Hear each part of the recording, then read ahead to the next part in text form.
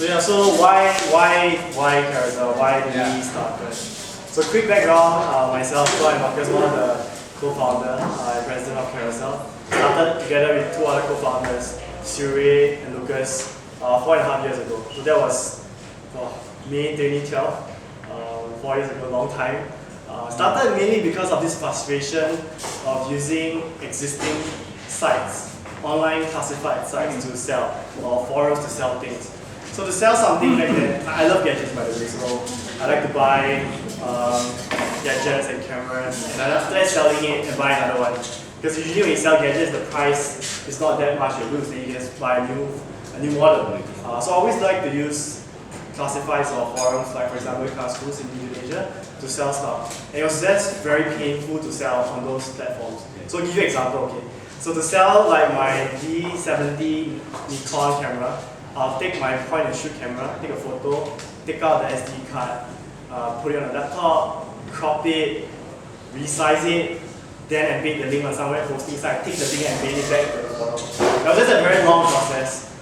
And why isn't there a platform like on our smartphones back then, where everyone was using? This is like one of the biggest, the most powerful computing device, and there wasn't any platform built on the smartphone. So that was the whole idea, right? Making it even simpler to sell, and also building something for the smartphone generation. So that was the early hypothesis, early reasons of why we want to start Carousel. And why technology is the way. It was because of a stint in the US where during the university time, all three of us we spent a year in Silicon Valley where we worked at tech startup and we took classes there. That was when we fell in love with tech. How technology can solve problems at a global scale. So when we came back, we were looking for a problem solved, just buying selling, and just wanted to build something using technology. So these two elements just came together, and that's how Carousel got started. Wow, awesome. So your title right now is president. Yes. Like Trump. Yeah. so we were thinking of like, because we never gave ourselves a title. It was just something that to differentiate ourselves in the media. But for us, one of our core values is mission first and problem solving. So how we look at this in the company, titles aside, is like what are the biggest problems you can prioritize and solve. And for us as founders, we do that every single day. Like tackling the most biggest problem we can solve, prioritizing it, and the title is just for the media. But there, all three of us work on like various parts. I work very closely on design, on talent, HR, and on marketplace operations. So looking at the policies, meeting up with government necessary to educate them on what the classified business is, what online business is. So these are the three main things that I work on. Siri does product and marketing. Lucas, my CTO, does engineering, data, and anything that related to tech. Okay. So, it's an interesting point, yeah. The values of your company. So you bring out the values every day. So how do you find these values and how do you live it out to every day and how you how do you take it to your employees? How many employees you have right now? We're over 90, over the 6 markets that we're in. Oh, okay. How do you do that? I mean, with your values that you mentioned. So Carousel, we have 5 core values: problem solving problems, being mission first, being relentlessly resourceful, showing care, and staying humble. And how do we came out with 5? It's just through adversity. So Carousel wasn't what it is today, right? It took about 1.5 years of like failing and making a lot of mistakes, but every time having the courage to pick ourselves up again. And all these 5 values was just there when we reflect on how we got to where we are today. So what do I mean by this? So early days, there was once where we had like 7 signups a day. So we didn't like blame anyone, like we were like not sad, we just focused on, great, the 7 signups, where are these 7 signups coming from? And we dig deeper, we realized they were youth, they were female fashion. Ladies selling their pre-loved makeup or clothes. And we just dig deeper, why these 7 sellers come on board? And we dig deeper, we realized that the problem that they are trying to solve for using Carousel is that they wanted to find a simple app to sell their clothes, and there wasn't any existing back then. So we dug deeper, understanding it, they realized that they wanted a review system, and we built a review system for them because they wanted to solve the issue of having a way to leave feedback. They used to use Instagram, they used to use other sites that didn't have feedback really. So we look at even though we 7 sellers, we still do people, what kind of problems can we help our 7 sellers? And what we learn is that as we grow, there's something very important for a startup founder, is to always find, like, it's better to have 10 or 100 users who love you than 1,000 or hundreds of thousands who like know about you and like you. Because the early adopters and niche audience will be your followers, will be your evangelists, and they will promote for you. So we targeted a very niche audience, very small, focused audience, which was very dense, and we make sure it was very liquid, meaning that female fashion group, they could sell very easily. And that's how we stumbled upon this, because we always dig deeper, first principles of how we can solve problems for users. That's how we came about with that core value. I can go on and talk about our core values, but the idea here is that like these were the kind of things that we did early on that kept us together, that helped us grow. And those 5 values that I shared are the ones that, on hindsight, and we look at it even to the day when we launch new markets, we still stay true to the value. So another one would be like being relentlessly resourceful. So if you look at like how we look at resources, even though we have raised capital Series B recently, we still want to be capital efficient. Make sure that every dollar goes a long way, having that mileage, every spend should be amplified. So we have to be very resourceful how to do that. We still rely on direct marketing, going out there to find the first 100 users, be very scrappy, sometimes at free markets, even at the launch markets that we're in, very scrappy, still being very resourceful. Just part of the DNA of the company. Oh, okay, awesome. So how do we do that? All these things tie together, and as founders, I think it is important because we lead by, in fact, like I really enjoy like doing all those 5 stuff that I just talked about, like showing care, being resourceful, being mission first. All these things are just reflective of the culture that we have. I see. Oh, awesome. I think the main questions that maybe a lot of people will ask is about the thing that when you watch the social media movie, right? So there's a lot of collage when Zuckerberg is starting up and then suddenly it's getting big. How do you do that? How do you scale your startup so big, so fast? It's a 6 market right now, right? How do you do that? So for those who may not know what Carousel is, so we are in 6 markets, so Malaysia, Indonesia, Taiwan, Singapore, recently launched Philippines, and Hong Kong. We have close to 41 million listings, of which 19 million were sold. Indonesia is one of our fastest growing the last quarter. We doubled just 3 months in, over 3 months. So this is basically Carousel today, but it wasn't like that previously, so a lot of hard work. And how do we scale? That's the question. Yeah. How do we scale? So right now we're over 90, we more than double our team over the year. And in terms of how we scale, mainly 2 things. One is that we're very clear about the culture and what you want to build with the company. So the 5 core values that I shared about it is something that when we hire, we interview for all those things. So we interview for those core values. But at the end of the day, when you bring someone in, they should reflect the value and they should amplify it for you. So that's a very important thing, right? Making sure that you hire right and then you hire based on not just skills, not just competency. All these things are definitely involved, test, assessment, but also hire for those values that I just talked about. This is very important for scaling. And the second part of it is that in terms of like leadership as well. So we brought in people with experience over the last 2 quarters. So recently we got someone from Airbnb.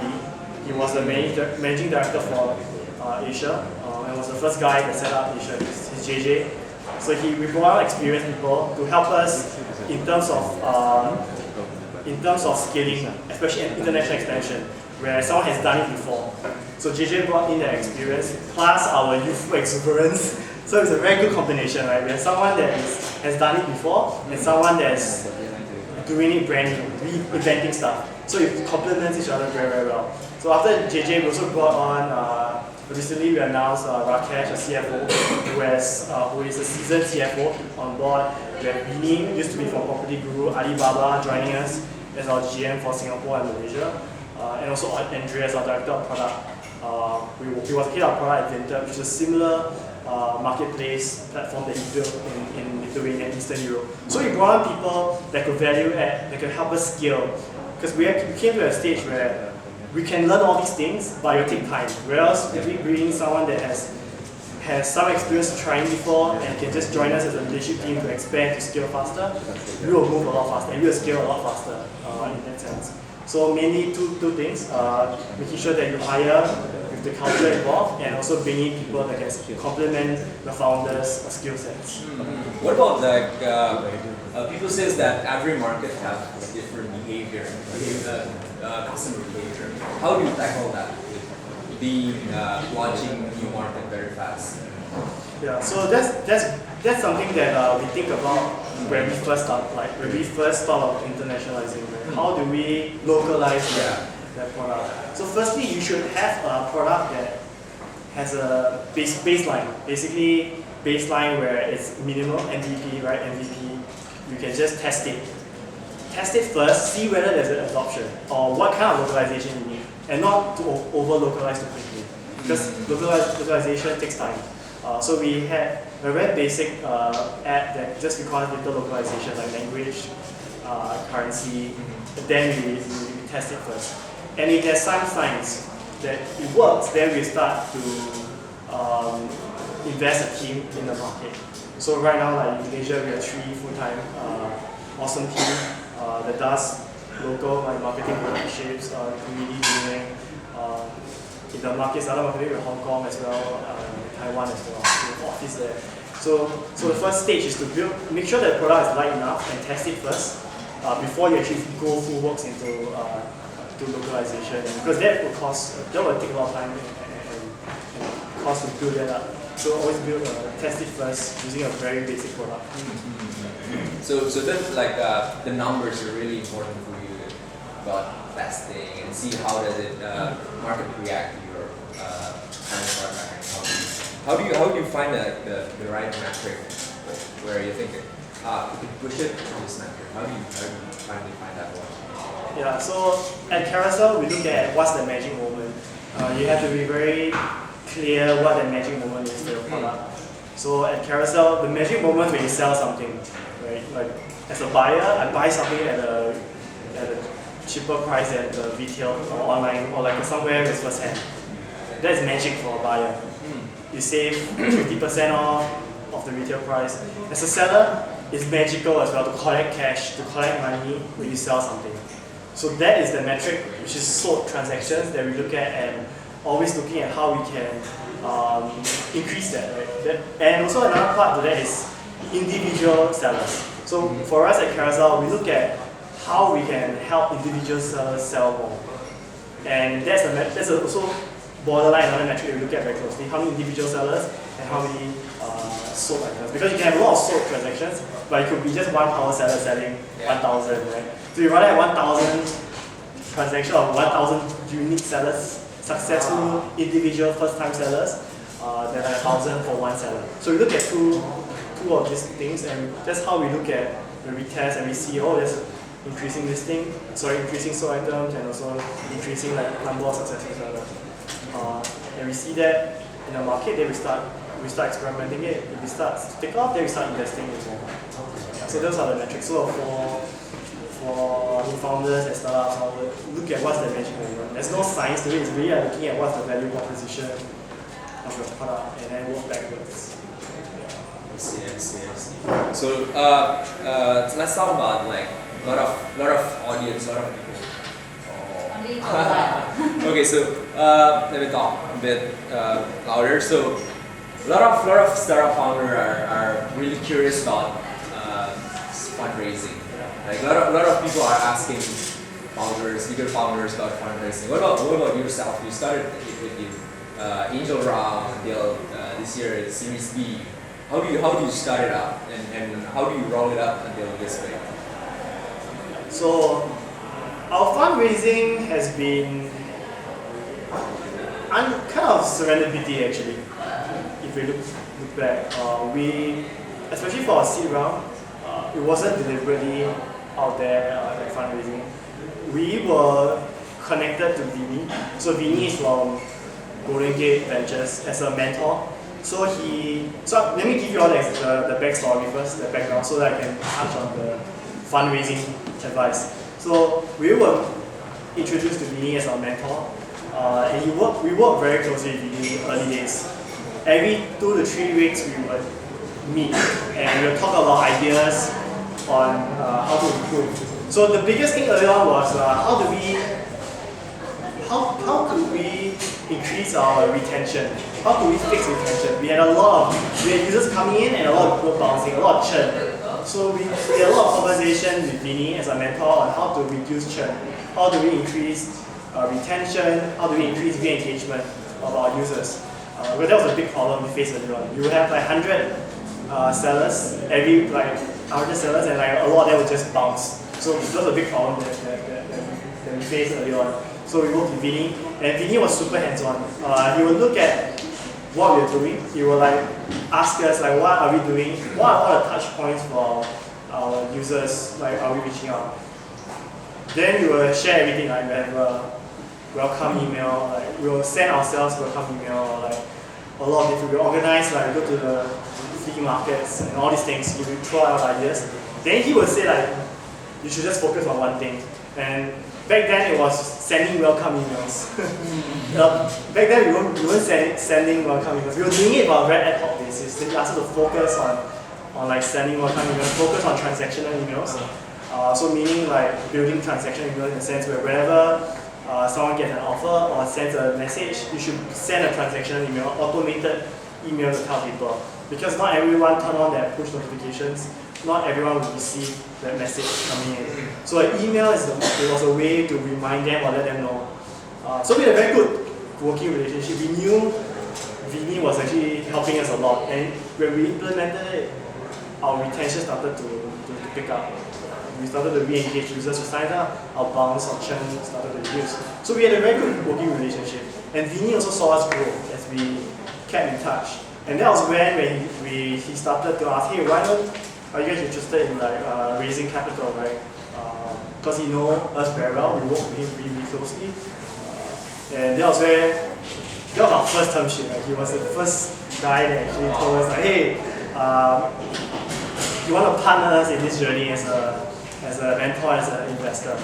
And we were very excited, and we told him that he also shared with us that hey, you can also find other investors, and if the other investors are willing to lead around, fine, I'm happy as well. So he was very open, he was very founder-friendly, founder-first VC, and he introduced us to Seimin from Rakuten Ventures, and we just connected as well. We just had this great chemistry with Seimin. He really liked the space as well. He really liked commerce, he really liked C2C, he really liked mobile. So very good conversation as well. And he was formerly from Google, he understands ad tech as well, ad tech, advertising technology, something that we want to experiment at Carousel as well in the longer term. So he brought this perspective of ad tech, and likewise with all these things on like mobile and commerce. So it was a very good fit as well. And they were good friends with Vinny, and then that's how Rakuten ended up investing us in the seed round. So going back to the question on like why they even like invested is because firstly every investor has their own thesis on what they want to invest in. Is it mobile? Is it commerce? Is it AI? Now the big thing is AI. Is it whatever their thesis is on the world? They believe the world in 10 years or 5 years is going to be this.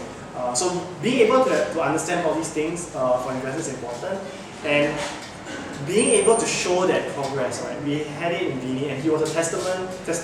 And he could testify like we showed progress, we showed traction in progress from when we had like retention issues to fixing it, showing progress, we will fix it, to like growing to the next to grow rapidly in Singapore. So they saw that growth, the ability to learn from them, the ability to tweak, to make changes every 2 weeks. We were shipping every 2-3 weeks. Every time he meet us, he could see a new thing, a new feature, and we were testing a lot of things.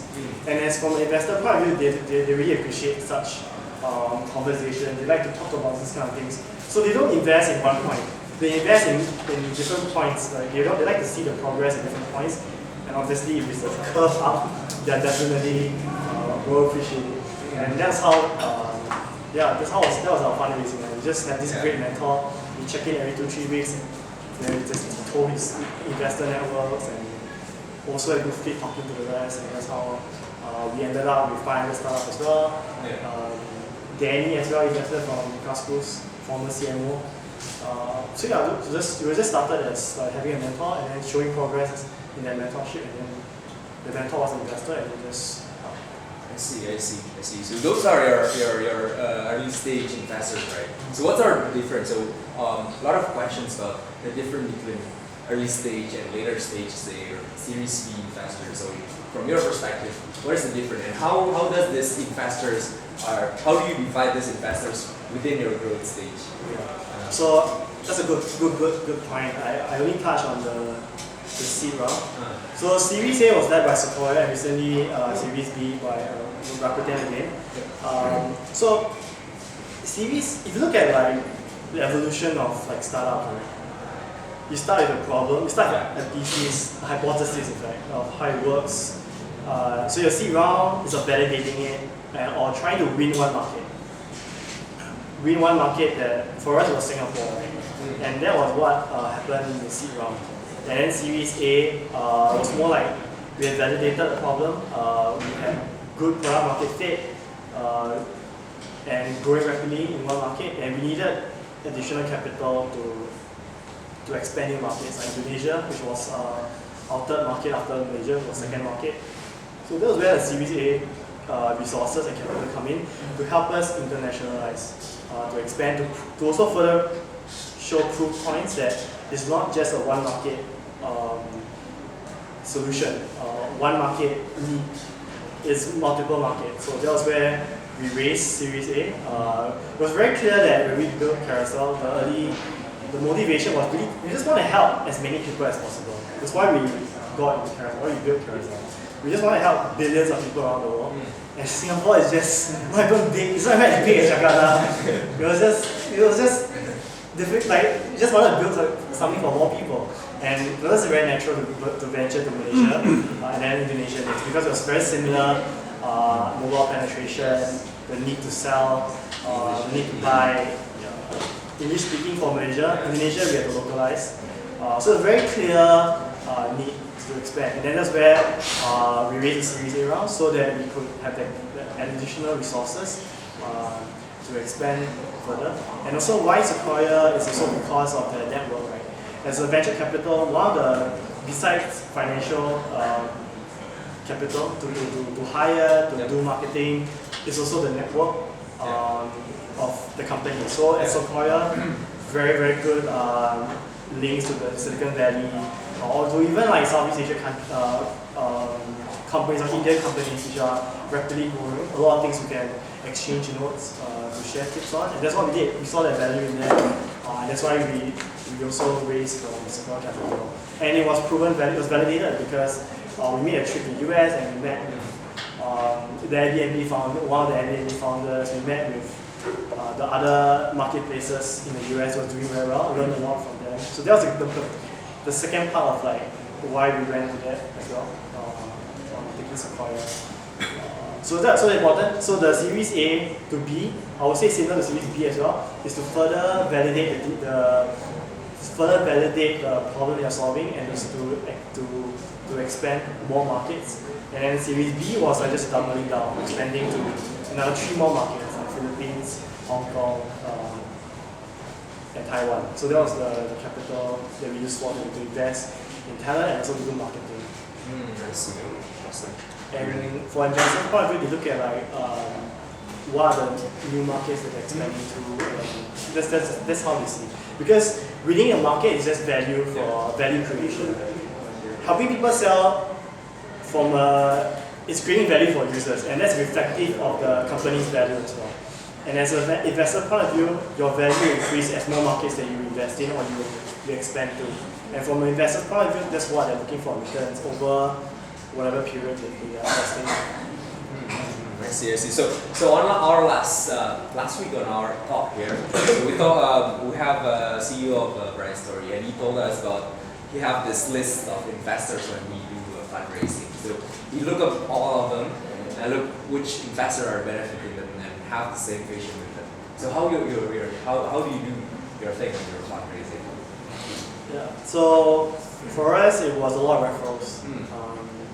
like I shared earlier on, Vinny referred to Rakuten, and from there, within the scene, Sequoia got to know Sequoia through also being connected through mutual friends, and a lot of it is through just reading the venture capital ecosystem, and a lot of fundraising is spent on they don't invest like I shared on one point of the company. They look at over a time the value of the company. That's how they invest in, and always keeping in touch with VCs that can write or who are looking for B round, C round. Is what we're in touch with. We try to update them, so we'll update them as and when we can. And once it's ready, we can we will have a serious conversation if necessary. That was how Rakuten was involved with Series B. So right now let's have a questions from the audience. So anyone want to ask something? Yeah, great. Stand up. Yeah. Hi. So I'm a big fan of Carousel. I was in Singapore last year and it helped me a lot. I also love gadgets and stuff. I mean, the platform was very simple and helped me a lot on dealing with gadgets and stuff. So let's say when a startup is growing, of course you are planning to win the market, right? Like what Carousel doing in Singapore currently, it has been the leader in the e-commerce, especially the C2C. However, now you are expanding to several markets, and in every market, for example, in Indonesia, there is other platform that is already the big player in this market. Let's say OLX or some of the e-commerce in Indonesia. So, I mean, how do you plan to sustain your growth in the other country when you are doing the regional expansion and fighting the big players in the local market? I think that's for me. So, just to answer your question is, how do you continue to establish your first market and then and especially going in your new market, let's say for Carousel in Indonesia, and I mean fighting with the local players because every market has its unique behavior, especially for C2C in Singapore, people can meet up everywhere. However, in Indonesia, people can send item from Jakarta to East Java and things.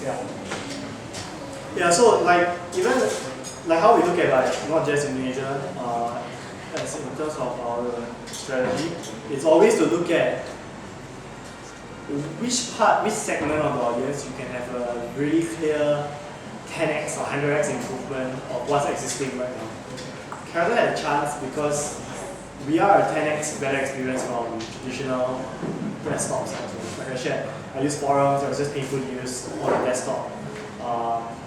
Whereas a Carousel mobile app makes it even very simple to sell something. Take a photo, send a text message, and that's very clear. And a lot of people underestimate the power of mobile, and it's very tough to build a very good, simple mobile app. So we focus all these things in terms of product features and strategy to make it even simpler. And when we target audience, we look at which audience are there. So we look at early adopters in the youth demographics, which may not necessarily use some of the existing sites that you shared just now. So it's a level playing field where the one with the best mobile native experience will win. And that's how we target. We target the very focused youth audience, youth demographics in the market, just like in how we started in Singapore. And be very clear there, because that's where it's level playing field, and we compete based on the best, providing the best user experience. And over time, we do localize as well in terms of some of the features. And in terms of shipping and logistics, it's something that we are also considering and thinking about how we can improve that, especially in Indonesia, where people actually do cross states, cross cities kind of transaction. So we haven't focused on that yet, but that's something that we hope to look at and improve the whole user experience of that. Because right now we are very focused on the hyper-local experience, on the Meta, cash on delivery experience. Any more questions? Or please. Hi, my name is Deborah. I would like to ask, how do you find your co-founders? Like when and how do you meet them? Yeah. So I know Siri for 10 over years. 11 or 12 years now. We just had our 10th year anniversary. So I know him like for many years since poly, since school, high school. We've always been wanting to do like something like useful, something that helps people.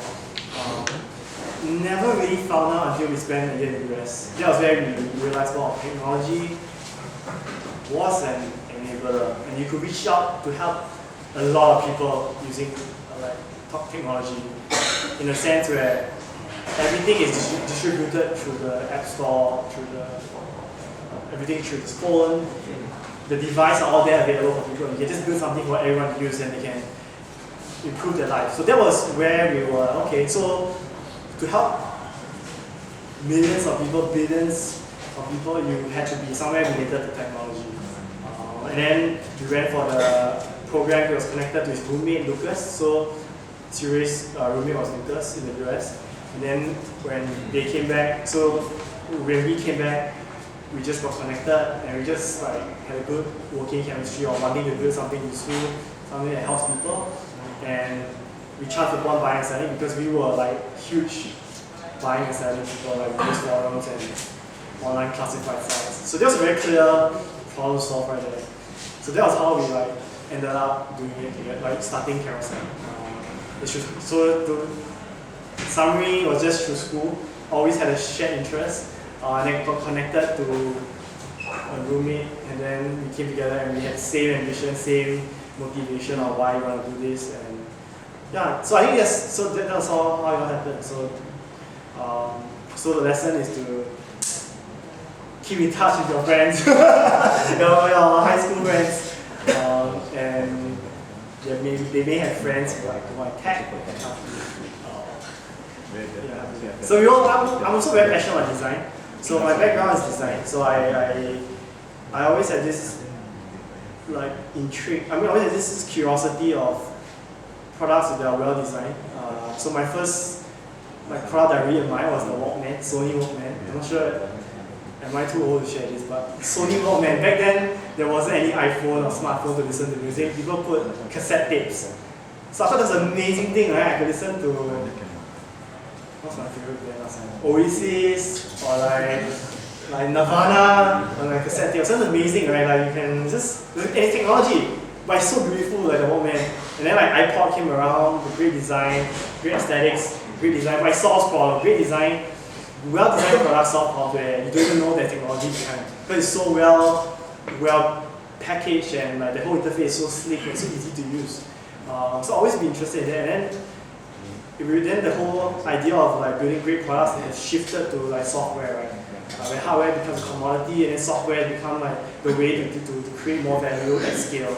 And design became digital, like great user interface started to come about, user experience started coming about, and that was just a beautiful thing to learn as well. Like, I read out more, that's how I got involved with complementary like Lucas in terms of he built the code, and likewise Siri as well. We were both very interested in design. That's how we tag team to work on design.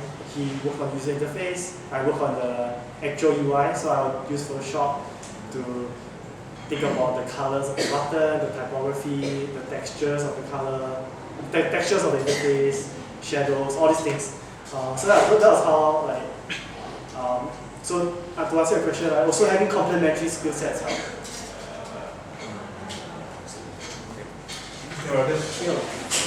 Long time. Yeah, I mean, PhD.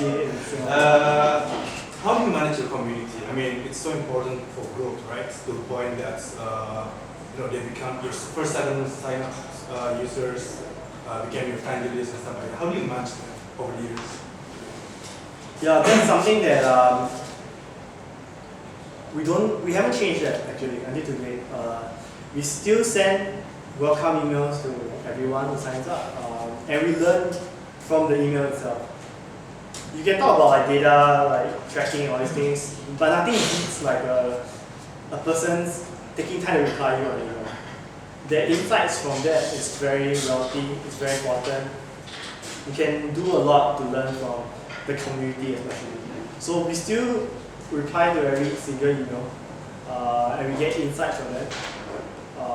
We organize So a lot of the insights are from this. We also organize meetups as well. So we have various community meetups over all the markets already.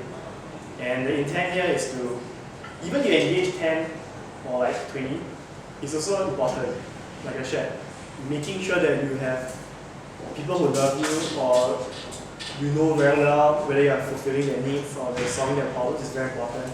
Nothing beats that personal touch of having that interaction. So we still have physical meetups, community meetups. In terms of digital, we have like recommended sellers. So we have recommended sellers. We have shop my closet, shop my carousel kind of thing features where we have a few sellers that we promote, and this builds community engagement as well to power them, to help them, put them as a recommended seller. All these things are digital stuff that we do as well to build that community. So these are the few things that we do over time. Is there any prototyping strategy behind the fast-growing carousel? So how we look at this is, so growth in my opinion is about retention, right? How do you make sure you retain your users well also? And how we look at it is that we may have very good marketing top of the funnel, but people don't stay, they bounce. So for us, the magic moment, like I shared, it all goes back to the magic moment. How can we optimize the magic moment? So you guys have to know what the magic moment is. Our North Star is really based on that magic moment. How can we have more transactions? How many of them are first-time sellers? How can we get more first-time sellers to experience that magic moment so that they can tell their friends, and that's where the word of mouth effects all kicks in, right? So we look at how we can optimize that. So we look at like the journey, the user journey at all touch points. From the sign up, how can we get them to list more? How can we get them to sell faster? So all these things are micro events where you should be thinking about. And from a strategic level, you should work from the magic moment, you break down all the different events. And every different event, you should be like having some way to get them to do more than, take that more than action so that you can increase that magic moment. So that's how we look at it. From a high level at Carousel, how can we get more successful individual sellers and get more magic moments, users to their magic moments. And in terms of tactics wise, we look at, it's highly documented on our social media, right? The tactics that we have. We go to flea markets, we go to, we organize bazaars, we feature sellers. So all these are tactics that you can do just to make your sellers, your users happy. Make them happy, make them successful by featuring them. All these will drive back to creating that network effects, that word of mouth effects that they'll tell their friends. So all these things are some tactics that we do over time. But the strategy is always to how can we increase like that. First identify the magic moment and then you work backwards. How do you drive that to increase? More questions? Yeah. Two questions. First, how do you guys balance between profitability and increasing market share? I mean, starting business can be very costly, very experimental, and you want to expand. Therefore, you need capital. But of course, a business should earn money, right? So how do you guys balance between this? And secondly, where do you see Carousel in the next 5 years? So we are finally revenue making. I couldn't say this until this month. So we recently announced that we joined forces with another company called Kali, which is the car vertical. So we are finally making money, but it was a long journey. It was a long time for me to say that. And that's because we're very razor focused on like growing the community and expansion. So that's the thing, right? Firstly, you have to ask yourselves as founders, like, what is in it for you? Like for us, it was very clear that we wanted to build a product to help people, a lot of people, billions of people. And it was very clear where we tell investors that story, like if you really want to partner us, you have to understand that we are in it for a long run, we are in it for decades, and we have to partner us and see, and for us, we are taking a long-term vision here, where we will start monetizing in 4 years from now. So early days, we were very clear on that. And there's some investors that don't believe in this thesis, so that's where like they invest in other companies that probably in the shorter run they make more money. They can make back the returns faster. For us, we're fortunate that Rakuten is a corporate. They use their corporate earnings to invest, so they have very long-term view. They have no pressures to sell or anything, and they acted like a financial VC. And Sequoia Capital is well known for partnering companies that have very long-term vision and long-term company doing activities. So you look at like companies that they have partnered like WhatsApp, like Instagram, all these kind of companies. So that helped us show like, okay, they are building companies for long term. And so you have to be very clear that philosophy of yourself. You need to be very clear as founders. You need to be very clear that what's the philosophy you're trying to bring here. Because all these things will be when you explain the investor, it comes from within. So you have to feel for that, right? And that's why we were able to monetize we only started monetizing later on. But we also had to show traction. You need to show growth as well. So making sure that you grow is important. So like I shared just now, like how we grow. Like we had a strategy. We also had short-term tactics, right? Every week or like every week we'll think about what kind of things that we can do to grow our community, to do all those things. And you have to show that growth. You need to show that traction to be able to raise capital early on, and optimizing it, like making sure that you're growing quarter on quarter, month on month. If you can grow week to week, it's even better. Try to show all these things to show that the vision that you want to expand. Yeah, then you have to show it on paper that you're expanding. That's what we are. Since our last funding announcement, we have announced that we launched Philippines, another market. So that shows, that validates like the thesis and all these things are very important to explain. And the third thing is the market the potential of the market is very important as well. So at Carousel, we are looking at the classified business market, which is if you look at financial reports and all the existing bits on eBay, to Gumtree, to Nespers, to Shipstat, all these, the classified business is a high value business, high margin business, and we are disrupting the market, and that's a big market to disrupt. So being in a market that's big will allow you to focus on growth, focus on expansion. If you show the results in that. So all these things that adds up, right?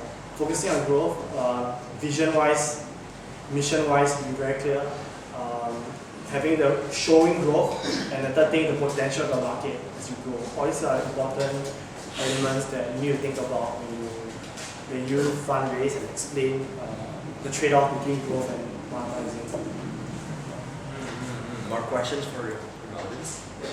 As you mentioned before, hiring is quite a very important aspect for the startup.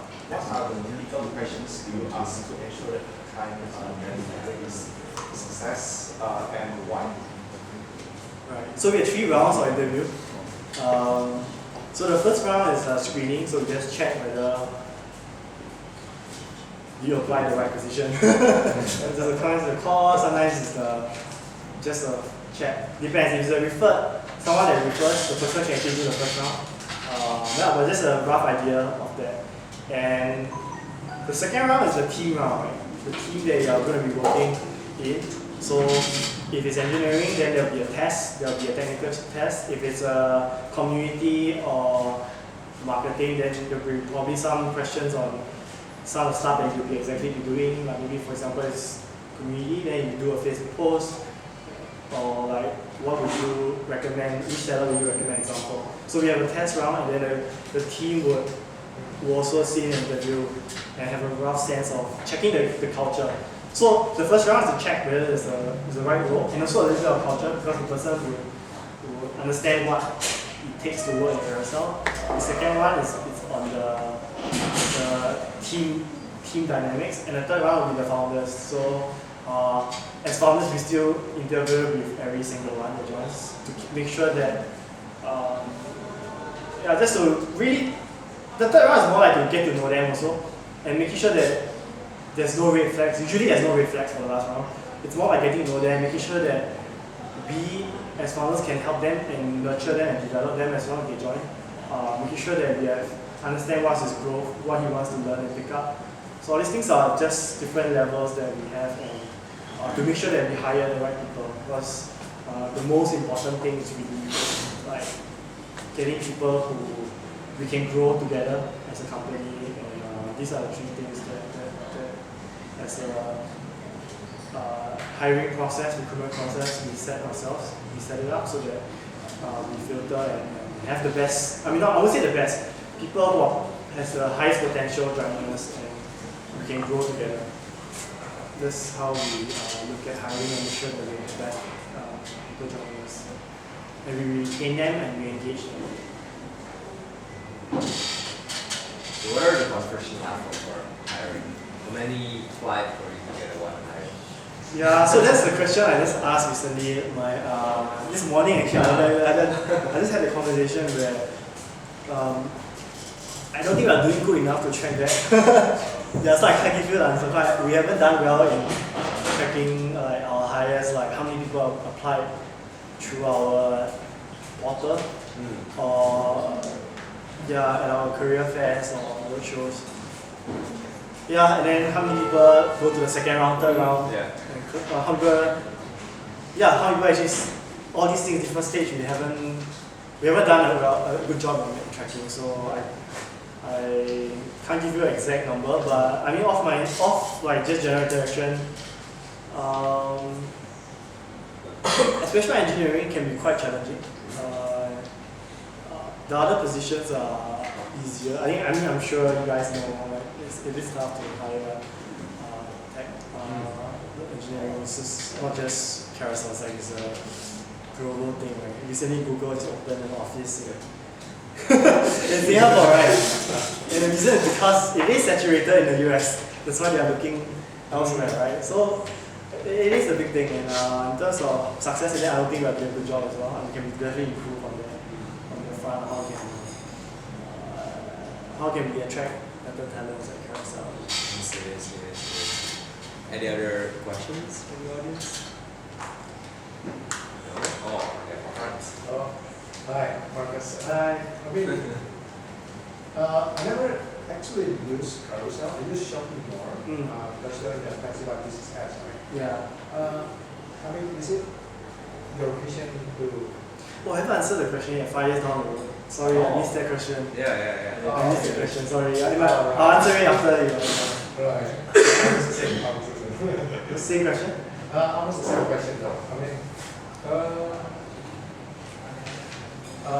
My question is it like your vision to just monopolize the flexible business ads, or do you have another vision to make it like transaction enabler for vendors? Or do you want to just stick it like this? Because I understand I was talking with the CMO of OLX before, and the game for this classified is just be the king of classified or you die. Is that true for Carousel? I think it's not just classifieds. I think in any network effects kind of business, usually it's winners takes all, right? There's no second Facebook.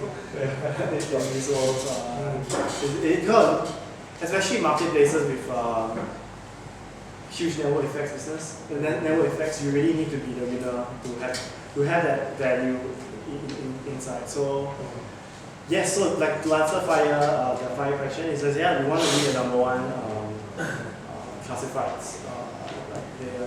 And you don't plan to enable the transaction. So how I look at it is very naive actually. Like I just want to build something that I can use to sell myself. Yeah. And that's why we started Carousel. Like I can't imagine like selling my T-shirt, my meeting like a T-shirt at $10, and then you have a vendor that sells the same T-shirt at a lower price because of discount. Then as an individual seller, I can't sell because they have the volume, they have the SKU to kind of lower it, right? I want to help people sell their unique stuff, in fact. So that is how I look at it. There's no, it's just wanting to build something that we want to use, like not just like the team, the people that join Carousel, they are users of Carousel, and we just want to build something like individuals can use, casual sellers can use. So that is the answer, and that's like the vision still. Right? How can we help individual sellers sell from fashion youth to male to gadgets like stay home like young parents because it's very expensive to be a parent nowadays. So there's different communities they can benefit from it. Cars now, cars, the property, anything, right? Anything. So we want to help these people like to sell. And transactional businesses, there are a lot of options out there. There are a lot of options out there, and we just want to help the individual sellers to sell the stuff. You curate the products that the sellers upload on their website. So we have community guidelines, like standards that we we look at. So if they don't they don't go past or they don't do anything that is not, they just conform with those guidelines. If they do anything else, then that's where we start to remove it. And we rely on like user flag. So if you look at Carousel, people can flag it. Then we will take a look at it and we will quickly follow up. So we have a community part, and over time we are also trying to use technology to curate better, to increase the quality of these things. More questions? Can you explain your process of opening up new markets? So for example, do you do your market research first and then build your team from the local atmosphere, or Yeah, sure. So market research for sure. So we look at very basic stuff, baseline stuff. GDP per capita. For us is online business, e-commerce. We also look at classified business, how big is the classified business in the market. So all these are very good important macro indicators. Then we look at like internet population, that's important as well, macro. How many people of the population are having internet, right? And then you have a rough proxy to like smartphone adoption, all these things. All these are important hygiene, infrastructure stuff that we look at during the market research. So that one is all PowerPoint, like Google, you create a PowerPoint. Then the second thing we look at is culturally. Right? So like Indonesia, in fact, like how we learned about Indonesia was actually through Tech in Asia. So when we first came to Indonesia, it was part of the startup, was it startup? Tech in Asia. I forgot. Yeah, it was also organized by TIA. That was where we went to like Bandung also to learn about the ecosystem here and look at the culture as well.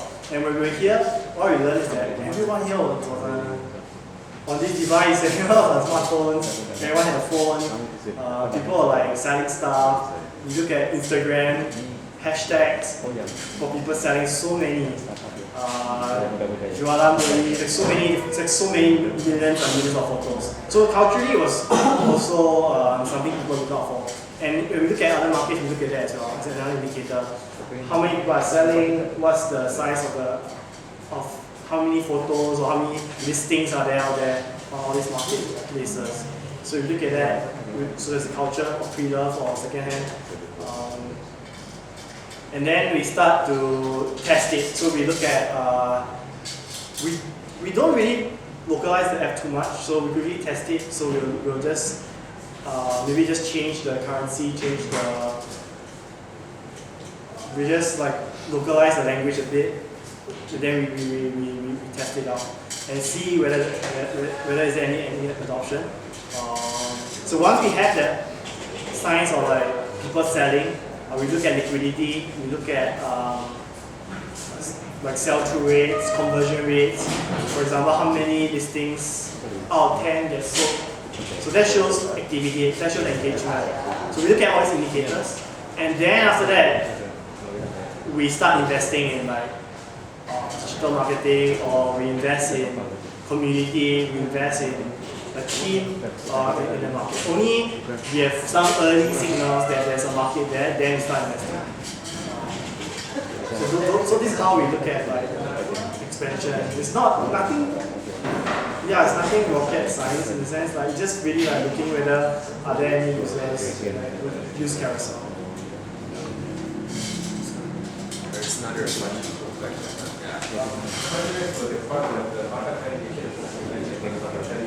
Can you just speak on Yeah, because they usually say that every model says you do like the market aggregation. Meaning that we need to find potential users, the people who might be potential users, and they are willing to pay for it. Yeah, so how do we do that? That is one of the critical stage of the startup building process. So how do you do the market validation? How do carousel do market validation? Yes, yeah. When they started? Yeah. So early days, I think a similar answer to that. So early days, so for ground zero as a founder level, early days was really like going to a seller. So we went to a lot of flea markets, asking those sellers, those casual sellers, hey, would you use carousel? Really, this is literally as that. Then we have a demo, we have a Photoshop file showing the screens, then we will ask them to try the app. We will ask them for a contact number or email so that we can email them once we launch. So yeah, we just go to every single seller to get the validation, market validation. And we make friends with every single seller early days. Everyone we knew by name, we were Facebook friends. So any feedback that we had, they gave it to us through Facebook or through email. And that helped us iterate the product very fast early days.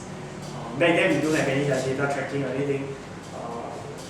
It's just like really real-time feedback from real users. And going back to the whole idea of building something for 100 people and making them love you, that's key. That's very, very important. I cannot stress the importance of that. Like just finding 100 people, if you can find 100 people that loves your product, it's way better than 1,000 who know about you, in that sense. Because they are the one that has really used the app, they give you feedback, they tell their friends. So finding the first 100. And if you can't find the first 100, that means they're not doing something that actually solves a problem. You may think that it's solving a problem, but the real users are telling you that they're not loving you because they're not solving any problem. So very clear on that is very important. And one more thing is like those 100 people shouldn't be your friends. They should be really out there in the market. So a lot of people early days, they tell us like carousel won't make it, there's a lot of competition out there, but they weren't the real users. The users aren't them. In fact, they are most likely not the users. So the real users were like, for us, were the flea markets, were using whatever existing classified sites were there out there. Those were the real users, not people like telling you like there's a lot of competition out there, a lot of use like we won't take off, these things, right? So you need to filter the noise and let's focus on the real users, making sure that they love you. So that is key. So you need to identify those targets. Like I shared, early days was the youth, the schools, very focusing on those demographics and talking to every single one of them. And finding the first 100. If you can find 100 that love you, you're on the road to winning the market. The niche of the market. Especially the youth demographics, because they are very critical, they are very skeptical and critical people. If you can win them, it's important. More questions? Or I'm curious to know more about the carousel performance in the US. You beat the crap out of practice holiday. Yeah, so US was experiment actually. So going back to her question on like how we launched, so we did exactly that. We tested it and we learned that we needed more resources because it's a big market and there are players that are trying to win the market already. And second point on that also is that since we are in Asia and we already have footholds in markets here, if you are going fast, we should just focus and really invest our resources just to win like Asia. And then after that, then we can look at other regions. So that's why US was an experiment and test. We learned a lot. We learned what we need. But we look at this as well. It's a long-term journey. It's a marathon. And where we can create the biggest impact is actually this region. It's underserved. Middle class growing rapidly. Not just in Indonesia, actually across this region. And e-commerce e-commerce is always, there's no report that tells you that it's going to drop. Yeah.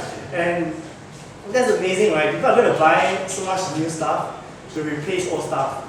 And that's where Carousel comes in perfectly to this whole ecosystem, right? You buy a lot of stuff and you also can sell them and get some value out of it. And some people may not be able to afford the tax. So we want to help them afford things that they're still brand new, still good, and save money. Right? So that's how we go about it. Right? A lot of value here, and that's why we want to prioritize this region. And we are near proximity. Proximity does matter for sure. Traveling time and all these things matters. So that's why we prioritize Asia. So are you suspending the US operation or you're not going to suspend the US?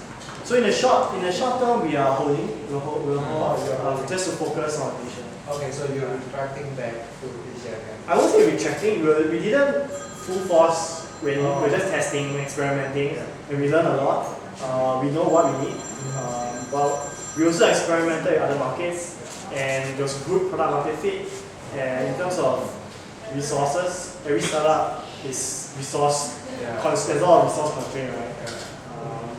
So in terms of what we have, the biggest value we can create is actually in this region. That's why we divert or I focus more on this region. And there's a lot to do in this region anyway. So because that was more like an experiment and test. Or what we need. More questions? When you see a complete package of board of directors, there's like CEO, COO, CFO, CFO, but when I see some successful startups, they don't even have like those complete sets. They only have like maybe CEO, COO, and CFO, but no CFO. So is there like a strict guideline or like just how do you decide which board of directors you need in Carousel? Since it's a slight, the question is a bit, there are two parts into that. One is the leadership team, and board of directors is just your board. Your board sits on the board, shareholders. I think the first question on like what is in it in the leadership team, right? Yeah, there is. Yeah, so because let's be clear, the board members do not run a company. It's the leadership team that runs the company. Okay, the one who starts with C. Yeah, so that's the leadership team. Yeah. I would challenge that point where there's no CFO.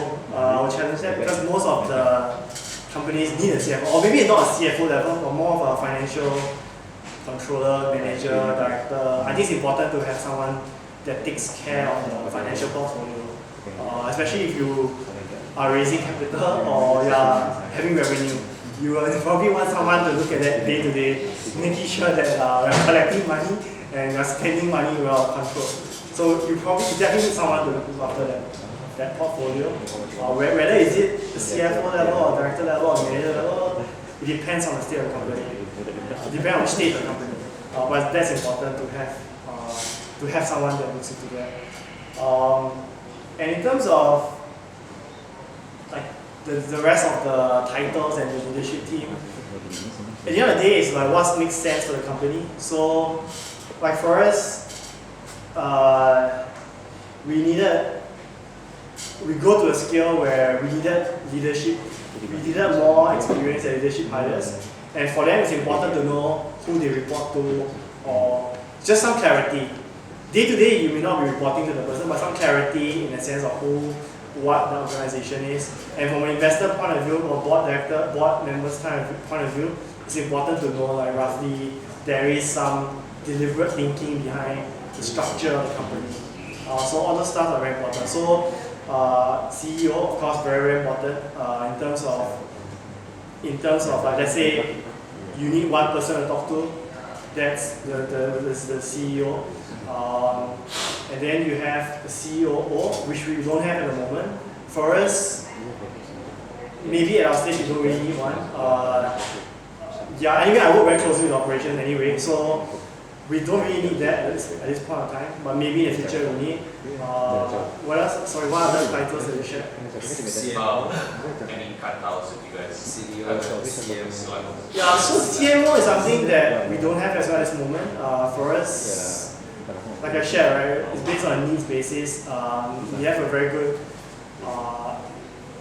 digital market. For us, we are focused on like digital marketing, a lot of digital stuff. Maybe a CMO will make sense in the future if there's like a lot of offline activities or partnerships, for example. Like we have more people or like more management overhead. Probably a CMO will make sense to coordinate. Probably in the future, but for now, there's no need for that. So it's very important to know what problem you're solving with these titles. The worst thing is to just create titles and having people in this position, but there's very no clear problems you're solving in the company. Then it becomes very vague, and then that's where it gets like, there's no accountability and it gets messy, right? So I would rather look at first principle of what you're trying to solve. Yeah, in that front. Great. I think we should wrap it up because David would scold me. Okay, let's do the last questions. I'll have the last question. So, please do give us an advice. So, give an advice to someone. Let's say if you're here sitting there 4 years ago, you started up or just get your first funding, or you're looking for your first seed funding. What are the advice that you're going to give to yourself in the past? One advice. Was it?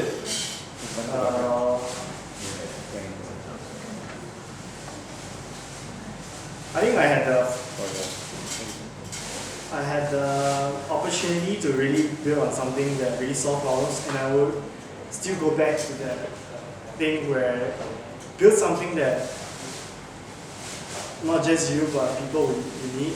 And that's fundamental. If you can focus on that and never stop, that everything else will fall in place actually. Like fundraising everything in fact. Fundraising will give you the resources to do more. But I think understanding the problem is very important when you're solving. And my biggest advice is really like to be passionate about that is important. You have to be passionate about it because the journey of a startup is not one day, it's not 1 year, it's a marathon. Right? It's a very long journey. And the only way you can wake up every day to take all these beatings, is to really be passionate about it. Beatings. Yeah, beatings. Like people whack you. People will say you can't succeed, or like there's a lot of competition out there. It's not work. There's no differentiation. Example, blah blah blah. So a lot of people will just say all these things, or like, so you have to be really passionate about that thing, right? The thing that you're trying to solve. The best is something that you'll use. I always recommend that because if you are building something that someone else will use, you need to do a lot of research to make sure that you will understand or that you can defend it. But if you are a user yourself, it's easy for you to defend why you need Carousel in this world. Yeah, I would recommend like just really focusing on making sure you're solving a problem, building something people want, be passionate about it. So there are a few things there. And if you can find something that you really need, building it for yourself, that's even better. Yeah, so that would be my advice, if I would love to hear, there, or I will tell myself if I see my younger self. Just to focus on these few things. Great guys. Let's wrap it up. So thank you for